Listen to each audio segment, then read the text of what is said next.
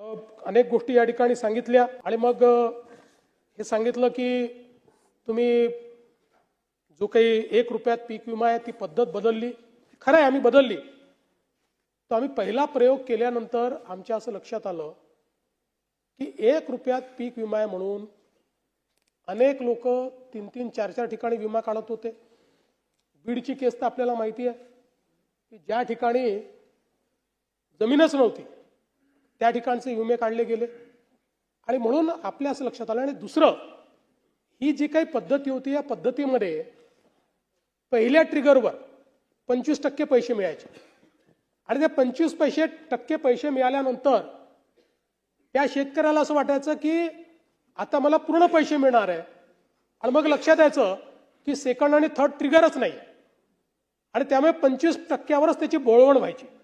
आणि म्हणून ही एकूण जी काही पद्धत होती ही पद्धत ट्रिगरची ही शेतकऱ्याच्या हिताची नाही हे लक्षात घेऊन आपण त्या ठिकाणी ती पद्धत बदलली. नवीन पद्धतीमध्ये आपण आलो.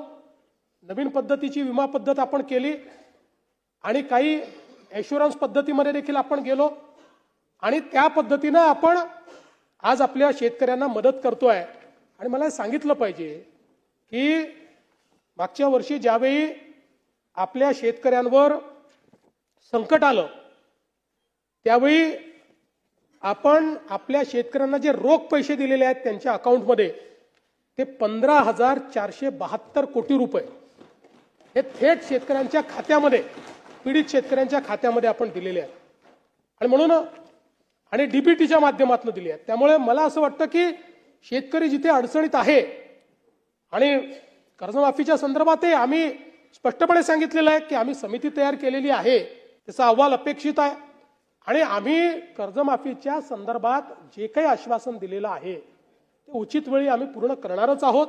त्या संदर्भात आमचा प्रयत्न असा आहे की आपण ही कर्जमाफी देत असताना मागच्या अनेक कर्जमाफ्यांमध्ये जे आपल्या लक्षात आलं की बँका चुकीच्या पद्धतीचे अकाउंट देतात, जुने अकाउंट्स काढून आपल्याकडनं पैसे घेऊन घेतात.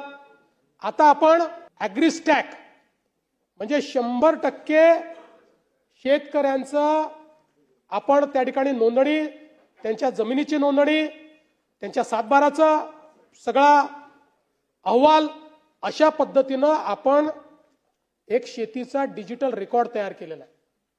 आता हा शेतीचा डिजिटल रेकॉर्ड आधार आणि आधार आपल्याला माहिती आहे की कर्जाचं अकाउंट आधार सीडेड आहे.